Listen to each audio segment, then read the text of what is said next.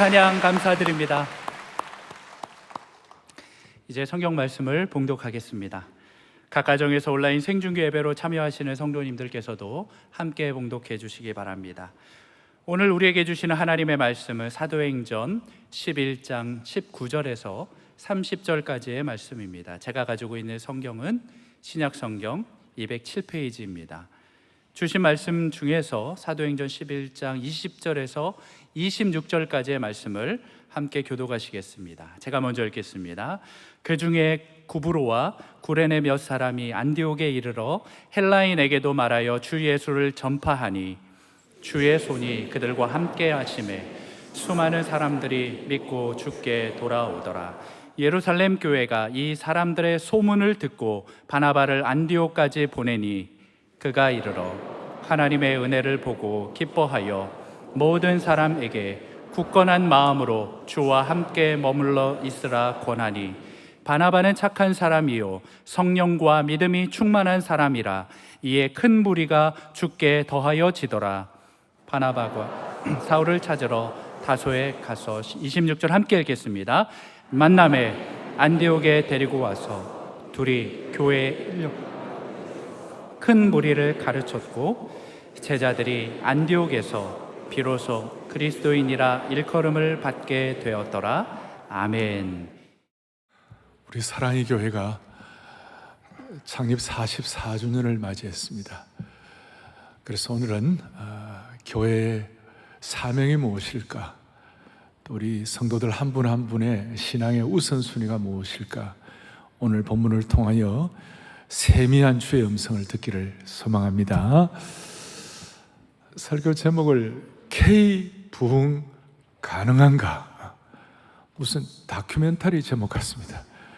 근데 오늘 제가 이렇게 붙인 이유는, 부흥은 초대교회 역사부터 지금까지 쭉 보면 부흥은 무슨 우리가 뭘 어떻게 하는 그것도 있지만 더 중요한 것은 부흥은 성령님의 인도로 되는 것입니다.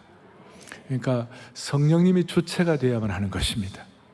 왜냐하면 성령님은 진리의 말씀을 가르치시고 인도하시고 생명의 역사를 허락해 주시는 것입니다. 그리고 이 초대교회부터 보면 성령님의 역사를 통하여 부흥의 역사가 일어나는데, 예수님께서 공생하시는 그 기간 동안 갈릴리에서 대단한 부흥이 일어났습니다. 갈릴리 지역에서. 그리고 예수님 승천하시고 난 다음에 오순절 성령 강림의 강력한 역사가 예루살렘 교회에 임하였습니다. 그래서 마가의 다락방을 통하여 예루살렘 교회의 부흥이 일어나고 또 그 예루살렘 교회의 부흥이 오늘 이 본문의 안디옥 교회의 부흥으로 연결되며 이 안디옥 교회의 부흥이 성령님의 인도를 통하여 빌립보로 가게 하시고 빌립보에서 유럽의 부흥의 첫 발걸음이 시작되었습니다. 그리고 유럽의 부흥을 통하여 쭉 돌아서 우리 평양 부흥으로, 그래서 제가 이름을 이렇게 붙여 보았습니다. 예수님께서 갈릴리 부흥을 일으키실 때 지부흥이고 갈릴리, 그 다음에 갈릴리 부흥이 예루살렘 교회의 부흥이니까 제루살렘이니까 제2부흥으로, 그 다음 제2부흥이 안디옥 교회의 부흥이니까 안티옥이니까 A부흥으로, A부흥이 빌립보니까 P부흥, 유럽의 부흥으로, 그래서 우리 평양 부흥으로, P부흥으로 다시 와가지고 오늘 우리 다시 한번 이 말씀을 통하여 우리 한국 교회, 한국 사회가 지금 무슨 뭐 K 푸드다, 혹은 K 컬처다, K 드라마다, 뭐 K 뷰티다 있지만 진짜 우리가 사모할 것이 K 부흥인 줄로 믿습니다. 강남 부흥도 G 부흥이 되게 하시고 K 부흥이 되게 하여 주시옵소서. 근데 오늘 이제 이 말씀이 시작되는 배경은 19절에 이렇게 나와 있어요. 19절에 보니까 이렇게 나와 있습니다. 그때에 스데반의 일로 일어난 환난으로 말미암아 흩어진 자들이 안디옥에 이르러 헬라인에게도 말하여 주 예수를 전파하니, 이것이 이제 안디옥 교회 부흥의 시작의 이제 출발이 되는데, 여러분 많은 경우 예수님 때문에 핍박받고 환난받고 고통받으면 그건 그걸로 끝나는 것이 아니라 그것이 새로운 부흥의 기폭제가 될 수 있어요. 새로운 부흥의 점화장치가 될 수 있는 것이에요. 그래서 스데반의 일로 예루살렘 교회가 큰 핍박이 일어났습니다. 그런데 그걸로 끝나는 것이 아니라 스데반의 일로 일어나는 환난으로 말미암아 오히려 안디옥 교회의 부흥을 일으킬 수 있는 시발점이 됐다는 것이에요. 그리고 하나님께서 은혜를 주시는데 생각의 틀을 바꾸는 거예요. 생각의 틀을. 그래서 19절에 보면 이렇게 나와 있어요. 다시 한번, 사람들이 도를 유대인에게만 전하는데 안디옥에 이르러 헬라인에게로 말했다. 무슨 말인가 하면, 당시에 이 생각의 프레임은 생명의 역사와 복음의 역사는 유대인끼리만 가능하다. 심지어 오늘 11장 앞에 10장에 베드로조차도 그런 생각이 있어갖고 하나님께서는 고넬료가 이방인인데 구원받을 수 있다는 것을 하나의 예를 보여주시고, 그리고 그것을 안디옥에 이르러 몇 사람들이, 요즘으로 말하면 뭐 강남 사람, 강북 사람, 인천 사람, 저 일산 사람, 이름 없는 이런 사람들이 생각의 틀을 바꾼 거예요. 아, 복음이 이방인에게도 전해질 수 있겠구나, 헬라인에게도 전해질 수 있겠구나, 그리스 사람에게 전해질 수 있겠구나, 이런 식으로 생각의 틀을 바꾸어가지고 부흥이 일어나는 곳에는 항상 이 패러다임 시프트가 일어나게 된 것이에요. 그렇다면 이제 이런 환난을 기폭제로 삼고 생각의 틀을 바꾼 사람들이 부흥의 어떤 시발점을 이렇게 일으키게 되는데, 진짜 부흥을 일으키는 강력한 엔진이 뭔가? 뭐 부흥의 두 날개가 뭘까? 그래서 제가 부흥의 강력한 슈퍼 엔진 두 가지를 말씀을 드리려고 합니다. 이것이 사랑의 교회 44주년을 맞이하여 교회적으로, 또 어떻게 보면 한국 교회가 이제 코로나 팬데믹 이후에 회복을 넘어 부흥으로 가야 되는데, 이 부흥의 역사에 있어서 어떤 날개와 엔진을 달아야 할 것인가? 그래서 회복을 넘어 부흥으로 가는 주님의 음성이 우리에게 들려지기를 소망하는 것이에요. 첫 번째 엔진이 뭔가? 21절에 이래가 나와 있어요. 21절에 다 같이 보겠습니다. 주의 손이 그들과 함께 하심에 수많은 사람들이 믿고 주께 들어오더라. 사도행전의 곳곳마다 노른자 위에 같이 부흥의 역사가 있어요. 사도행전의 곳곳마다 노란 펜을 끄야 할 만큼, 우리가 강조해야 할 만큼 부흥의 자리가, 그런 부흥의 자리에 대한 표현이 뭐라고 나와 있냐면 수많은 사람들이 믿고 주께 돌아오더라. 이게 부흥이에요. 수많은 사람들이 주께 믿고 돌아오더라. 그런데 그 이유가 뭔가? 주의 손이 그들과 함께 하시매. 그래서 첫 번째로는 부흥은 주의 손이 함께해야 부흥한다. 성령의 능력과 역사를 말하는 것이에요. 저는 뭐 제 개인의 얘기가 아니라 오늘 말씀 전체에서 말하는, 본문이 말하는 핵심이 뭘까? 주의 손이 함께 하심에 수많은 사람들이 주께 돌아오더라. 그러니 여러분, 다시 우리가 마음속에 소원하고 강조하고 확인하는 것이 이것입니다. 부흥은 누구의 손이 함께 해야 한다고요? 주의 손이 함께. 가정도 개인도. 그래서 제가 여기에 용어를 하나 만들었는데 신수성가, 자수성가란 말 아시죠?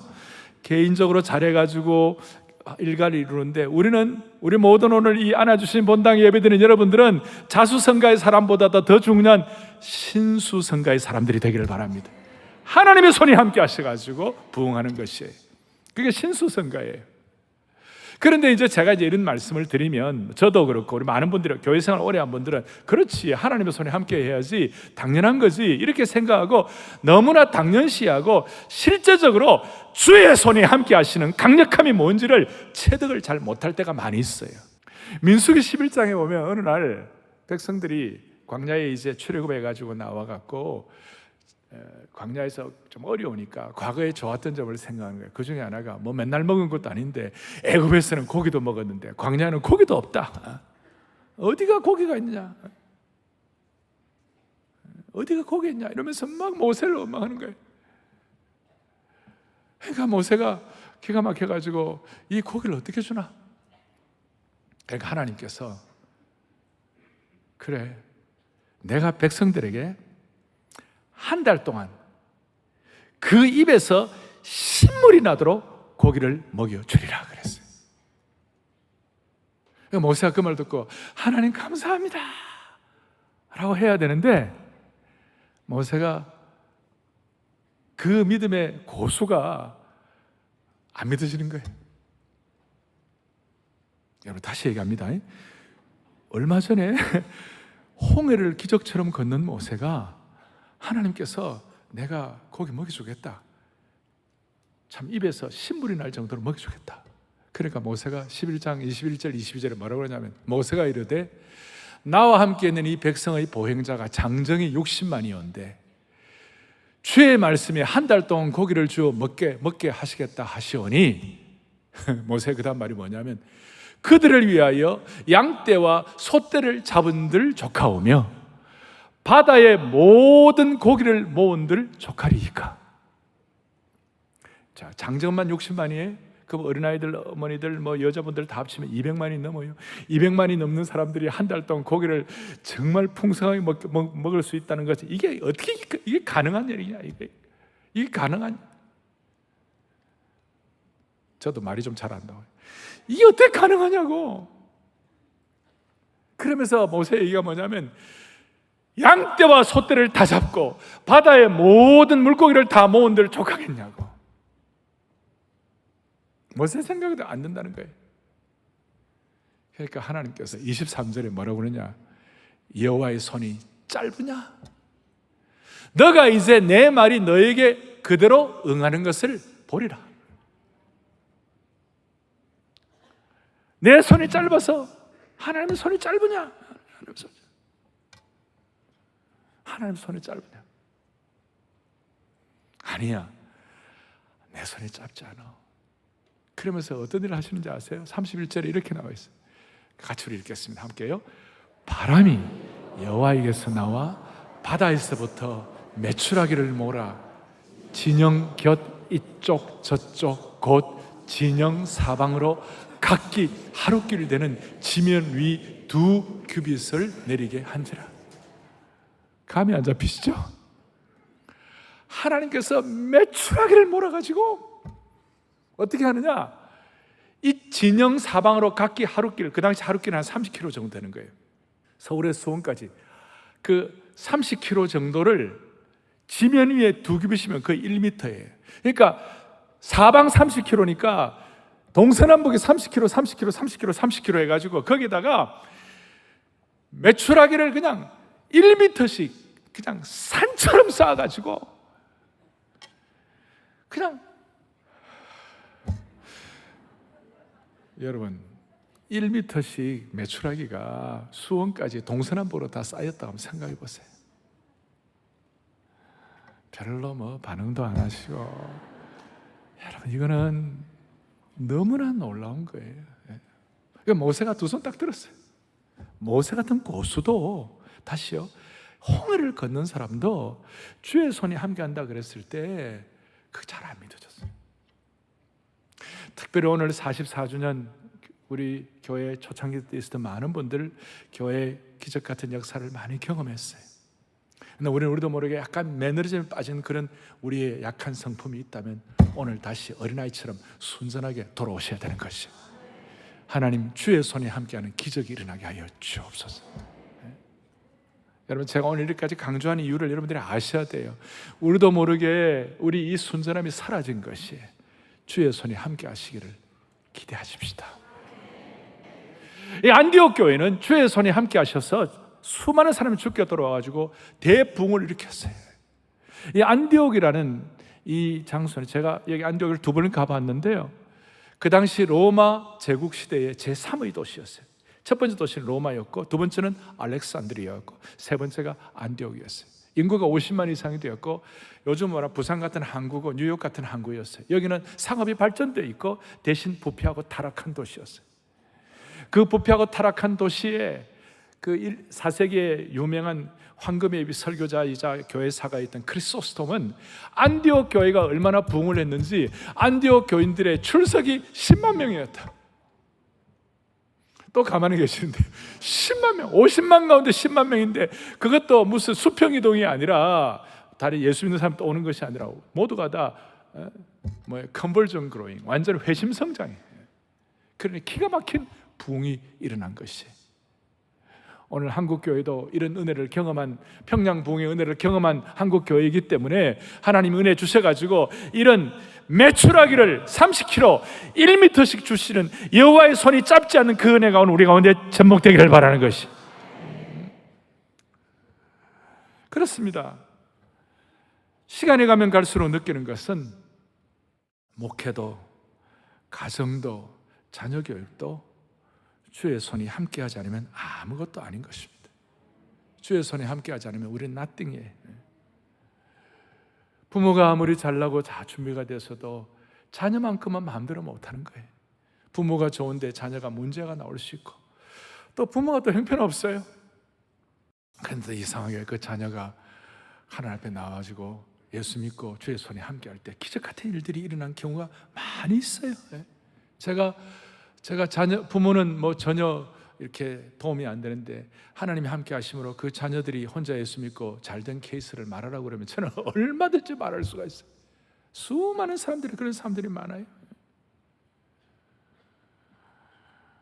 여러분, 주의 손이 함께 하심으로 여러분들이 삶의, 개인과 가정의 부흥이 일어나기를 원합니다. 그럼 제가 이런 얘기를 하면요, 교회 내에 요즘 똑똑이들, 교회 똑똑하다는 사람들 가운데 이런 질문을 해요. 주의 손이 함께하고 다 한다면 우리가 할 게 뭐 있나? 진짜. 그리고 요즘도 이런 얘기해요. 그리스도인의 삶은 전적 위탁이라고 그러는데 주님께서 토탈 커밋먼트, 전적 위탁을 다하면 우리가 할 게 뭐 있나? 이런 식으로 조금 니힐하게, 조금 이렇게 비판적으로 그래 하는 사람이 있어요. 여러분, 그건 신앙을 몰라서 그래요.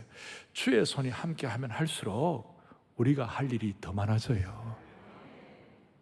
주의 손이 함께 하시고, 또 우리가 주님께 전적 위탁하면 할수록 하나님 우리에게 창의력을 주시고, 하나님 우리에게 통찰력을 주시고, 우리에게 더 귀한 일들을 많이 하도록 하나님이 길을 열어주시는 것이에요. 그러니까 인간적인 어떤 계산과 생각 갖고 함부로 신앙을 판단하면 안 되고 주의 손이 함께하는 축복이 있어야만 되는 것입니다. 저는 어제도 주여 내일 예배를 살려주옵소서. 여러분, 저는 정말 예배를 많이 드린 사람이에요. 어릴 때부터 가정 예배, 지금도 하루에 주일날 4번, 전에는 6번씩 많은 예배를 드린 사람이지만 지금도 주의 손이 함께 하지 않으면 이 예배가 안 되는 줄 알고 있기 때문에 매 예배마다 벌벌 주님 앞에 벌벌 녹는 거예요. 말도 안 되네. 벌벌 녹는다. 그래, 말도 안 돼도 주의 손이 함께하면 은혜가 있는 것이에요, 여러분. 그러니까 모든 예배 가운데 주여 내일 예배를 살려 주옵소서. 그래서 오늘 여러분들 찬양할 때 은혜가 풍성한 하나님은 믿는 자 한 사람 한 사람. 최근에 우리 이 찬송을 잘 안 했어요. 그리고 한국에서 똑똑하다는 사람들은 교회 내에도 이런 찬송 잘 안 해요. 이 영파가 부르는 거라고. 그런데 우리는 주의 손이 함께 할 때 주여 성령의 은사들을 오늘도 내려 주옵소서. 너무나 놀라운 찬양 아닙니까? 그 이 귀한 성령의 은혜와 축복들을 또 수많은 사람들에게 전파하고 알리게 하여 주옵소서. 이게 주의 손이 함께하는 찬양이라고 말할 수 있는 것이에요. 그래서 우리 오늘 이 44주년 이 중요한 시간에 여러분과 제 마음에 소원을 하십시다. 하나님 아버지, 내 생애가 끝나는 날 우리가 주님 앞에 감사의 고백을 하게 하여 주십시오. 내 삶의 목표가 주님의 손이 함께하여 주셔서 내 삶의 부흥을 체험한 생애였도록 도우신 주님의 은혜를 찬양합니다. 그렇게 할 수 있도록. 여러분, 우리가 예수 믿으면서 한 번이라도 주의 손이 함께하지 않으면 안 되는 부흥을 언제 체험했냐고요. 저와 여러분의 생애 가운데서 하나님 앞에 내 생의 목표, 우리 보통 사람들이 갖는 삶의 목표가 있어요. 뭐 잘 되고 그 다음에 뭐 정말 뭐 좋은 그런 인생도 다 귀하지만 여러분 진짜 마음의 소원이 우리 오늘 마음속에 주의 손이 함께 하지 않으면 안 될 부흥의 역사가 우리 가운데 체험되게 하여 주십시오. 나 이거 정말 너무 중요하다고 생각해요. 내 삶에 주의 손이 함께 하심으로 내 생전에 부흥을 체험한 것을 감사합니다. 그래서 주의 손이 함께 하심에 내 가정과 내 인생에 부흥이 일어난 줄로 믿습니다. 주여 성령의 은사들을 오늘도 내리어 주옵소서. 이게 한국교회가 갖는 독특한 영성이에요. 이게 첫 번째 부흥의 엔진입니다. 주의 손이 함께하는 평생이 되게 하여 주시옵시고, 사랑의 교회와 한국교회가 주의 손이 함께하는 현장과 증거가 있도록 도와주십시오. 두 번째로는 24절입니다. 24절 또박또박 같이 보겠습니다. 바나바는 착한 사람이요 성령과 믿음이 충만한 사람이라. 이에 큰 무리가 죽게 더하여지더라. 큰 무리가 죽게 더하여지는 저 노른자 이부가 저곳이 사도행전의 부흥의 중요한 기록인데 그 이유가 뭐냐? 바나바는 착한 사람이요 성령과 믿음이 충만한 사람이라. 아까 그 이름 없는 무명의 성도들을 통하여 안디옥 교회 개척 멤버들인데 그 중에서도 그분들뿐만 아니라 특별히 바나바라는 저 사람의 신앙 인격 때문에 착한 사람이다 하는 것은 본래 성품이 착하다, 참 법 없이도 살 수 있다, 이런 좋은 성품과 거기에다가 성령과 믿음이 충만한 사람이다. 그러니까 그의 어떤 자연적인 인격과 그의 성령과 믿음이 충만한 인격이 잘 조화가 되므로 말미암아 바나바의 신앙 인격 때문에 부흥이 일어났다는 것이에요. 바나바와 같은 신앙 인격자를 통하여 부흥한다는 것입니다. 첫 번째는 성령의 능력이고 두 번째로는 성령의 사람, 바나바와 같은 사람이 될 때에 교회는 부흥한다는 것이에요. 어떤 분은 교회에서는 은혜도 많고 축복이 되고 잘하는데 집에 가정에 들어가면 아빠 엄마로서 존경을 못 받는 거예요. 이 가슴 아픈 일이에요.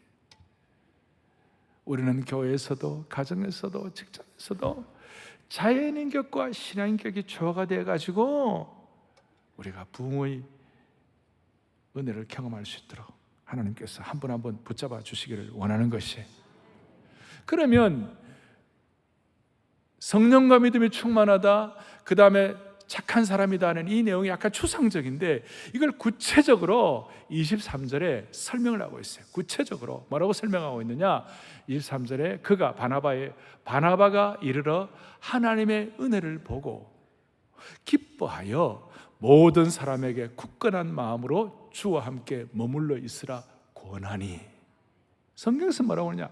바나바의 자연인격과 신앙인격을 구체적으로 세 가지 동사를 가지고 설명을 하고 있는 거예요. 첫 번째, 은혜를 본다. 그래서 그 영어로는 witness라고 그래요. 은혜의 증인이다. 은혜를 본다. 기뻐한다. rejoice. 그리고 권하다. 잘 권면한다. 그래서 바나바라는 이름은 권위의 아들, 권면하고 위로하는 자의 아들이다. Son of the encouragement 이렇게 나오는데 세 가지 보고 기뻐하고 권한다. 그래서 저와 여러분들이 이 44주년을 맞이하면서 다시 한번 기도 제목으로 삼아야 할 것이 뭐냐? 오늘 이 말씀을 듣는 모든 방송으로 들어오는 모든 분들을 하나님 아버지 평생 주님 앞에 가는 그날까지 은혜를 보는 자 되게 하여 주십시오. 그리고 함께 기뻐하는 자가 되게 도와주십시오. 그리고 남들을 앞세우는, 바나바가 바울을 앞세우듯이 하나님의 사람들을 앞세우고 권면하고 스카웃하고 세워주는 그런 사람 되게 하여 주십시오. 은혜를 본다는 말이 뭡니까? 안디옥 교회는 개척교회였어요. 개척교회는 문제가 많아요. 일이 너무 많기 때문에 개척교회에 문제를 먼저 본 것이 아니라 은혜를 본 것이에요. 하나님의 사람으로 부흥하고 성령 충만하고 내 인생의 가치와 보람을 갖고 살기를 위해서는 은혜를 볼 줄 알아야 할 것입니다. 우리 주님 앞에 서는 그날까지 우리 문제 많은 세상에 살면서도 하나님의 은혜를 보게 하여 주십시오. 은혜가 눈에 보이게 하여 주십시오. 남의 단점보다 장점이 보이게 하여 주십시오. 어떤 사람은 진짜 미스터 폴트 파인더, 그냥 단점만 발견하는데 전문가예요. 우리는 하나님의 은혜 발견자가 되게 하여 주십시오. 두 번째는 기뻐한다. 남 잘 되는 거 기뻐하는 거예요. 우리가 우리의 생애를 다하는 그날까지, 특별히 44년 동안 우리 오래 신앙생활을 했는데 가까우면 가까울수록, 오래되면 오래될수록 남들을 기뻐해주고 그분들과 함께 기뻐하는 축복이 있기를 바라는 것이. 세 번째는 권했다.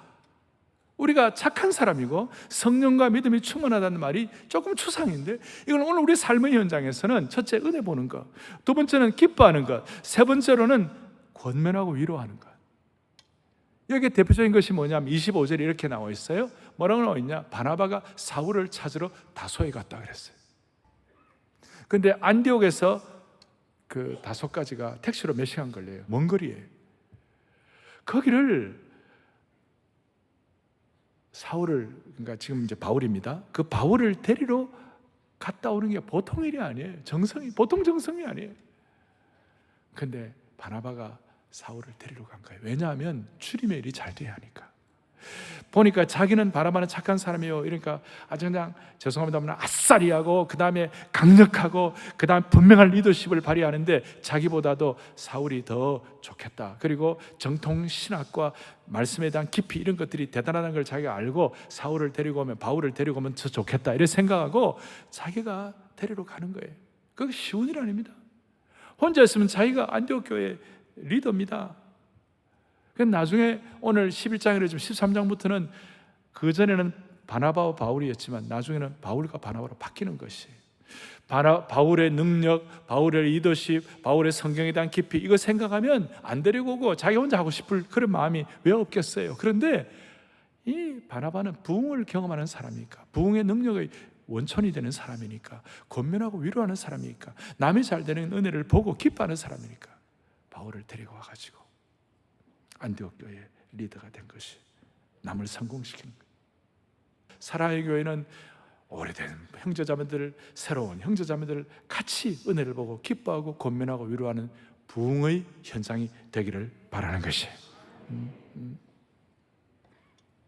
그래서 여러분, K부흥을 위하여 내가 데려올 바울이 어디에 있는가? 내가 스카우트해야 할 바울이 어디에 있는가? 내가 앞세워야 할 바울이 어디에 있는가? 그래서 바나바처럼 이 귀한 신앙 인격은 부흥의 불길을 일으키는 점화장치와 같습니다. 스파크를 일으키는 거예요. 시편 24편 3절에 보면 여호와의 산에 오를 자 누구며 그의 거룩한 곳에 설 자가 누군가? 저걸 좀 깊이 보면요, 하나님을 체험하고 영적인 갈망인데요, 여호와의 산에 오르는 것은 하나님 만나기로 오는 것이에요. 그의 거룩한 산에 올라간다. 무슨 뜻인 거예요? 하나님께 내 삶을 튜닝하는 것이에요. 한마디로 말해서 내 삶을 하나님으로 가득 채우는 부흥을 체험하기를 원하는 내용이에요. 그러니까 여호와의 산에 오를 자 누구일까? 부흥의 산에 오를 자 누구일까? 부흥의 장소에 설 자가 누구일 것인가? 오늘 우리의 마음의 소원에, 오늘 이 예배를 드리면서 하나님, 우리 모두가 다 부흥의 산에 올라가게 하여 주십시오. 부흥의 산에 올라가게 해주십시오. 어떤 사람일까? 4절에 곧 손이 깨끗하며 마음이 청결하며 뜻을 허탄한 데 두지 아니하며 거짓 맹세하지 아니하는 자로다. 순전한 신앙 인격을 설명하고 있는 것입니다. 이런 마음의 소원을 가지고 우리의 신앙 인격이 부흥을 통하여 다듬어지기를 원하는 것입니다. 여러분, 한국 교회의 지금 윤리 문제를 많이 얘기를 하고, 또 뭐 윤리에 대한 얘기를 많이 합니다만은 기독교 윤리는 유교적으로 또 내가 무슨 뭐 계명을 지키는 것처럼 그렇게 해갖고만 해결이 안 됩니다. 기독교 윤리는요, 부흥을 체험해야 윤리가 해결되는 것입니다.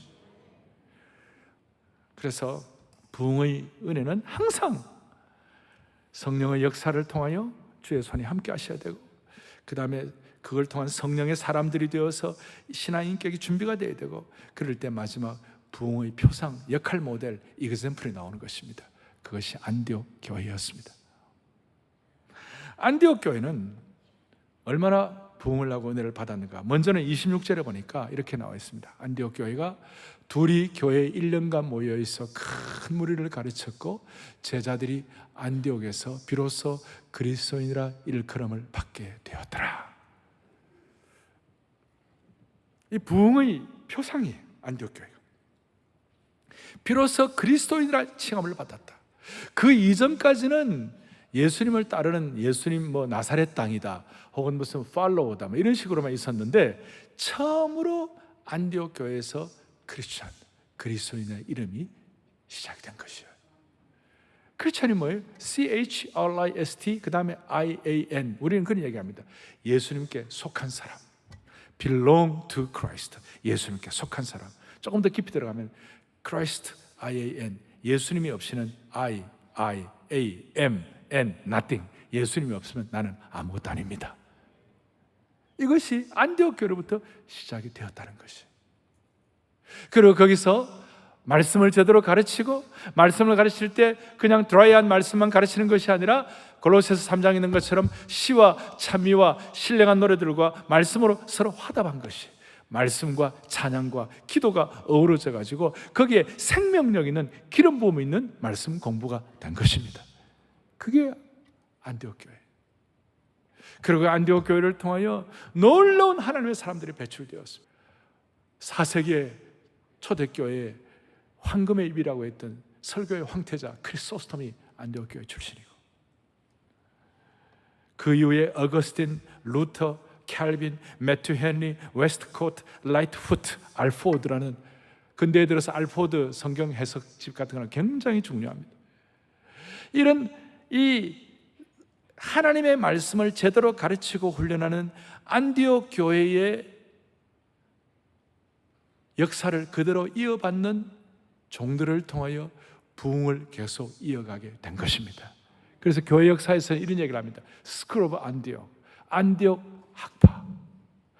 당시에 초대교회는 두 종류의 성경을 보는 어떤 그 눈이 있었어요. 하나는 스쿨 오브 알렉산드리아 중심으로 해가지고 필로, 오리겐, 그 다음 클레멘트라는 교부들이 있었는데, 그분들을 중심으로 해서 영해를 했어요. 알레고리카라고 풍류적인 해석을 했어요. 예를 들어서 뭐 예수님께서 부활 후에 고기 몇 마리 잡았냐? 153마리. 153이 무슨 의미가 있는가? 그냥 153마리 많이 잡은 거예요. 그런데 거기다 꼭 예수님 공생애 33세, 33년, 그 다음 120문도 기도한 거 153. 와, 은혜가 된다. 이런 게 영해예요. 이런 게 건강하지 못한 해석들이에요. 그런데 스쿨 오브 안디옥은 성경을 문법적으로, 문자적으로, 역사적으로, 군사적으로 아주 균형 감각 있게 제대로 해석을 한 것이에요. 사랑의 교회 제자 훈련은 스쿨 오브 안디옥의 후예가 되는 줄로 믿습니다. 한국 교회도 귀한 우리 길선주 목사님이나 박형룡 박사님이나 박윤선 목사님이나 한경재 목사님이나 우리 옥 목사님이나 이런 우리가 44주년을 맞이해서 이런 귀한 흐름을 우리가 이어가는 것이에요. 그리고 한국 교회가 균형 잡힌 말씀에 균형 잡힌 축복을 주시기를 바라는 것이에요. 사역도 신앙도 마찬가지예요. 한때 한국 교회 막 성령 운동하고 할 때 막 불러 그러니까 또 반대로는 또 말씀으로 이래가지고, 그래서 서로가 막 이렇게 맞지 않을 때가 있었어요. 그런데 우리는 성령의 역사와 말씀의 기름 부으심이 균형을 잡아야 할 줄로 믿습니다. 두 가지 같이. 이 균형이 잡히니까 무슨 일이 벌어졌습니까? 오늘 28절부터 30절까지의 두 가지 사건이 나오는데, 아가보의 예언 사건이 나오고 그 다음에 구제에 대한 문제가 나옵니다. 이 구제 문제는 보통 심각한 문제가 아니에요. 앞에 6장에 보면 구제 문제 때문에 초대기 예루살렘 교회가 막 서로 싸우고 내부 분열이 날 정도로 심각한 문제였어요. 그리고 예언의 문제는, 여러분 성령의 사역을 깊이 들어가다 보면 많은 경우 이 성령의 사역은 예언의 문제로 흘러가는 것이. 성령의 역사에 대해서 너무 치우치면 그런 일이 나는데, 이 예언과 구제의 문제가 안디옥 교회의 균형 잡힌 부흥을 통하여 자연스럽게 해결된 줄 믿습니다. 이제 말씀을 정리하겠습니다. 모든 부흥은 두 가지 엔진, 주의 손이 함께 하시고 그 손이 함께 하신 성령의 사람들을 통하여 성령의 공동체가 될 때 부흥이 되는 것입니다. 크게 한번 정리하겠습니다. 부흥은 성령의 능력을 받은 성령의 사람들이 성령의 공동체를 이룰 때 일어난다. 아멘. 그러면 한국교회가 부흥의 은혜를 나눠줄 DNA가 뭘까? 우리에게 네 가지가 있는데, 첫 번째는, 이 세 가지가 접목된 첫 번째는 뭐냐면, 한국교회는 순교의 피가 흐르고 있어요. 세계 어떤 나라들보다도 우리나라는 순교의 피가 흐르는 거예요. 소위 순교의 영성에 이 DNA가 우리에게 있는 거예요. 이 양화진에 가면요, 145명의 선교사님들이 거기에 순교하시고 피 흘린 분들 많이 계시는데요, 전 세계 어느 나라가 피선교지에 한 지역에 145명의 고생하고 순교하시고 돌아가신 그런 선교사님들이 묻혀 있는 나라가 별로 없어요. 우리 광주에도 있잖아요. 6.25 때 얼마나 많은 그리스도인들이 공산당에게 순교를 당해서 예수 믿는다고. 지금도 저 북한의 치아교회는 순교의 피가 흐르고 있는 것이, 이 순교의 영성의 기름 부음과 강력함이 계속해서 한국교회를 통하여 역사해야 되는 것이에요. 두 번째, 한국교회는 세계교회가 없는 기도의 영성이 있어요. 우리가 새벽 기도를 하는 거 한국교회 독특한 영성이에요. 산기도하는 거 독특한 영성이에요. 그 다음에 우리가 금식기도, 철야기도, 막 수많은 한국교회, 특별히 구국기도, 나라를 위한 기도, 이 나라를 위한 한국교회의 강력한 이 부흥의 DNA가 이 민족을 살려주시고 아직까지 우리가 침공받지 않은 줄로 믿는 것이에요. 기도의 영성의 DNA가 한국교회의 K부흥의 놀라운 역할을 할 줄로 믿습니다. 세 번째 중요한 것은 주일 성수의 영성이에요. 세계교회 어느 나라에도 비교해서 한국교회는 주일 예배를 지키는 주일 성수의 유산이 있는 것입니다. 사업이 어려워도, 내일 시험이 있어도, 전쟁의 포화 속에서도 주일 예배는 지켜진 것입니다. 어쩌면 이것이 세계교회 앞에 K부흥의 어떤 중요한 유산으로 우리가 펼쳐야 할 것인 줄로 생각이 되는 것이에요. 지난 2년 반 동안의 코로나 팬데믹 가운데 혹시 한국교회 가운데 이 생명 걸고 위그노들처럼 생명 걸고 주일 예배를 지키는 이것이 좀 약화되었다면, 하나님 이거 다시 한번 성령의 역사를 통하여, 하나님의 사람들을 통하여, 하나님의 공동체를 통하여 회복시켜 주시옵소서. 마지막 네 번째는 말씀의 영성입니다.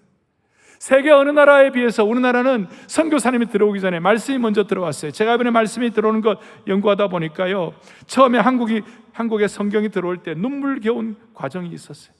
그 읽는 가운데 가슴에 찡한 거예요. 국경 검문소를 통과해가지고 성경을 가지고 들어오는 것이 쉬운 일이 아니었습니다.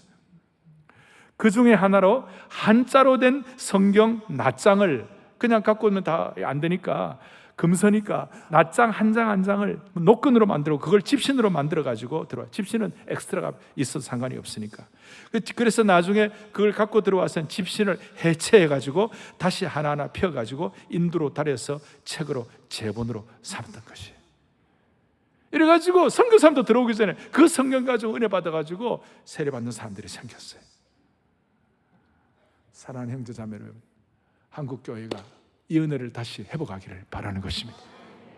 세 가지 기초 위에다가 한국교회의 순교적 영성, 기도의 영성, 주일 예배, 주일 성수의 영성, 그리고 말씀의 영성이 잘 조화된 사랑의 교회, 우리 자신이 됨으로 말미암아 주님 앞에 큰 영광 올려드리는 우리 온 성도들 되기를 주님의 이름으로 축복합니다. 가슴에 손을 얹겠습니다. 기도하겠습니다. 하나님 아버지, 이 시간 주님 앞에 머리 숙인 모든 성도들을 참으로 갈망하는 심령으로 이 시대의 부흥을 소원하오니 모두가 다 부흥의 점화장치가 되게 하여 주시옵소서. 여러 가지 환경적으로 어려움 가운데 있는 성도님들, 그 어려운 성도님들에게도 주님의 손이 함께하여 주셔서 그 고통과 어려움이 오히려 부흥의 기폭제가 될 수 있도록 붙잡아 주시옵소서. 우리 모두 바나바와 같이 자연인격과 신앙인격의 균형을 잡음으로 말미암아 4명의 정도가 아니라 공동체를 살리는 일에 쓰임받는 주의 신실한 일꾼들로 성숙하게 하여 주시기를 소망합니다. 성령의 기름 부으심과 말씀의 능력으로 무장된 사랑의 교회, 한국교회 되게 하여 주셔서 한국교회 4가지 영성이 K부흥으로 세계교회 부흥의 진원지로 삼아 주옵소서. 할렐루야, 할렐루야. 우리 주 예수 그리스도 이름 받들어 간절히 기도 올리옵나이다. 아멘.